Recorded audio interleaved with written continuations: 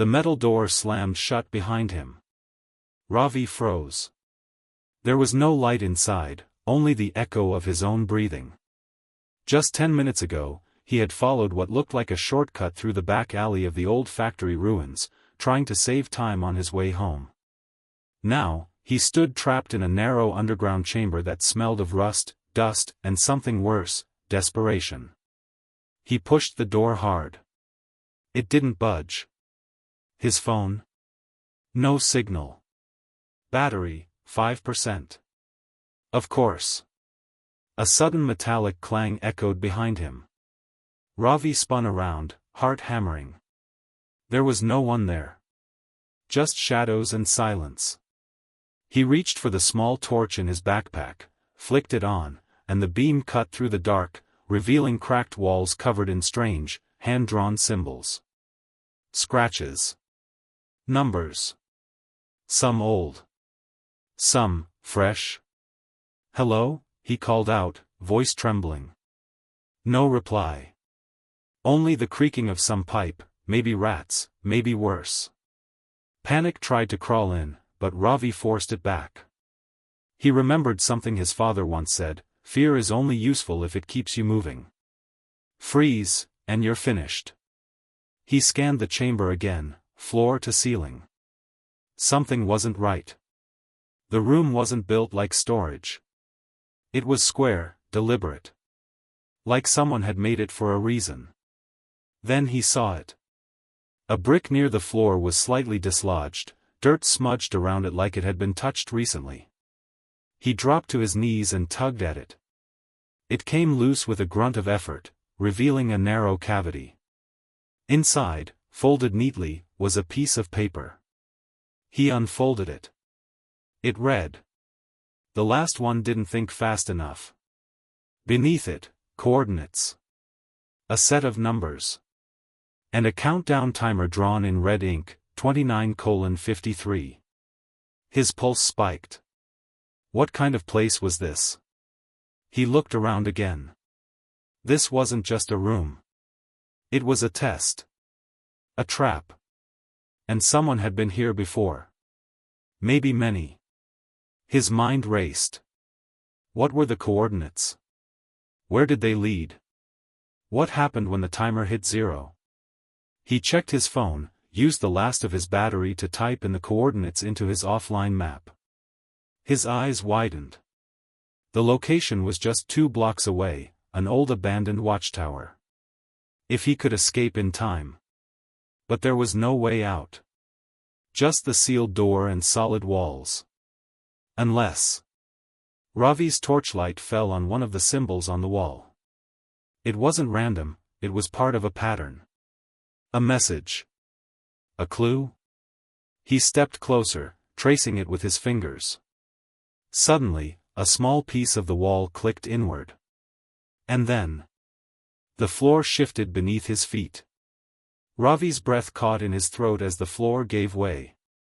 He slipped, half falling, half scrambling, into a dark tunnel that stretched downward like the throat of a beast. His torch clattered beside him, its light flickering wildly as it spun to a stop.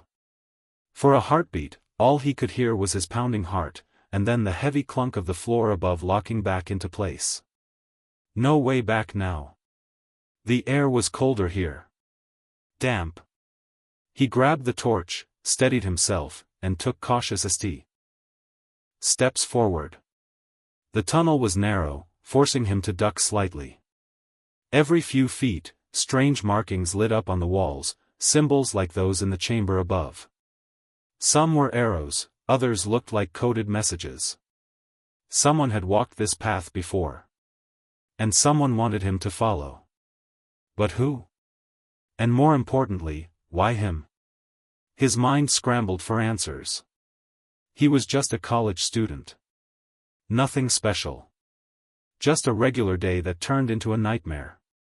Unless, this wasn't random. As he moved forward, the path forked into 2. A note was pinned between the 2 entries with a rusty nail. It read. Left is quick, but risks the fall. Right is slow, but you may stall. Either way, time ticks tall. He glanced at the timer on the note from earlier. Less than 23 minutes remained. His gut screamed left. Quick. Risky. But maybe faster. He didn't have time to waste.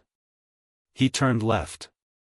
Within seconds, the tunnel sloped sharply downward, turning into a slippery descent.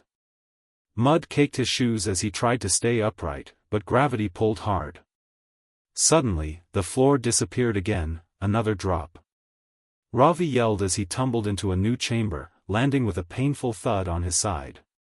Pain seared through his ribs, but nothing felt broken. Just bruised. He stood slowly, shining the torch around. This room was different. Wider. Colder. The walls were covered in newspaper clippings, faded, torn, and yellowed. Headlines that sent shivers down his spine. Boy disappears in old factory grounds, no clues found. 3 missing in 2 years, authorities dismiss rumors. Survivor's note found, it was a test I failed. There were dozens of them. Different names. Different years. He wasn't the first. He might not be the last. A small desk stood at the center of the room, and on it, an old tape recorder, already playing. A man's voice spoke, raspy and tired. If you've made it this far, you're smarter than most. But you still have a choice to make. The real escape lies not in the path forward, but in the question you haven't asked yet. The tape clicked off. Ravi blinked. What question? He looked around desperately. Then noticed a mirror in the corner, covered in dust. He wiped it with his sleeve and stared. His own face looked back, but something was carved across the glass, backwards. He turned to read it in the reflection. What are you really escaping from? Suddenly, the ground beneath the desk cracked open slowly, revealing a spiral staircase heading even deeper. But his time was almost out. 17 minutes left. He had to decide, go deeper, face whatever lay below, or try to climb back and find another way. He took one breath. Then another. And then he stepped onto the first stair. To be continued in Part 3. Ravi descended the spiral staircase, each creaking step sounding louder than the last in the narrow silence. The air grew thicker, heavier, with every level. The light from his torch dimmed, now barely enough to illuminate a few feet ahead. He tapped it, whispered, "Come on, don't give up on me now." The torch flickered but stayed on. Barely. The staircase ended in a stone corridor. At the far end, a door. This one wasn't old and rusted like the last, it was newer. Reinforced steel, with a digital lock on the handle. Ravi approached slowly. The keypad lit up as he neared. A screen blinked to life above it. You've answered none of the questions. You have one chance left. Then a new message appeared. Answer honestly. What do you fear losing the most? He stared at the question. Sweat beaded on his forehead, not from heat, but from the weight of the question. He could lie. He could guess. But something deep inside told him that wouldn't work here. This test wasn't about escape, it was about understanding. Ravi closed his eyes and let his thoughts drift. He thought about his parents, their silence lately, the fights. The pressure to succeed. The loneliness. He thought about his best friend Ariv, the one who'd stopped calling after Ravi missed his birthday last year. He thought about the moments when he sat alone in his room, pretending everything was fine when it wasn't. He typed, "Losing who I really am." The screen paused. Then blinked green. Accepted. The door unlocked with a loud, echoing click. He pushed it open and stepped inside. This room was unlike the others, calmer. Clean walls. A single chair in the middle. On it, a box. Ravi approached cautiously. On top of the box, a handwritten note. You faced fear, time, and truth. Now face the decision. He opened the box. Inside, a phone, fully charged. A bottle of water. A small flashlight. And an envelope marked "Open only if you're ready." He reached for the phone first, signal bars. He could call for help. End this. Go home. But something stopped him. He opened the envelope. Inside was a letter. You are not alone. This test was never about survival in the physical sense, it was about waking up. Most people live their whole lives asleep, running from hard truths, avoiding the pain that shapes us. You, Ravi, chose to think. To feel. You passed not by escaping, but by looking within. Now, choose, go back to the world, or go forward. The path ahead is harder, but you will find meaning, not just escape. Ravi's hands trembled. Another path?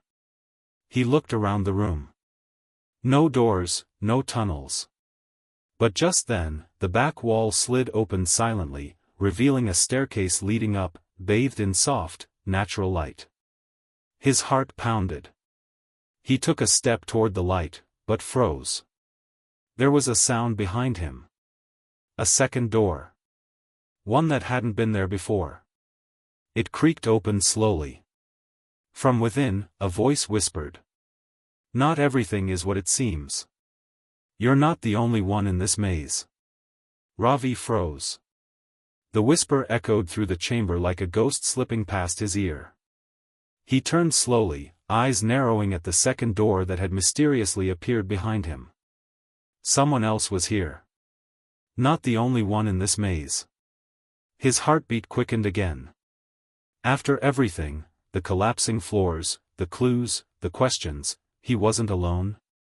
He hesitated between the two staircases, one glowing with soft daylight, promising freedom. The other, dark, cracked open just enough to reveal a hallway disappearing into shadow. Then the voice came again. This time, clearer. Closer. Ravi, don't leave. Not yet. He stepped toward the voice. Who's there? He called. A dim light flickered on in the hallway. Then, from the shadows, a figure slowly stepped forward, limping, exhausted, and covered in dirt. A boy. Maybe 16. Pale. Thin. Eyes wide with a mixture of fear and hope. My name's Imran, he said, voice hoarse. I've been trapped here for 3 days. Ravi's breath caught in his throat. 3 days? In this place? Why didn't you follow the clues? Ravi asked gently. I did, Imran whispered. But I couldn't think straight. I panicked. I didn't figure out the riddle. I ran in circles.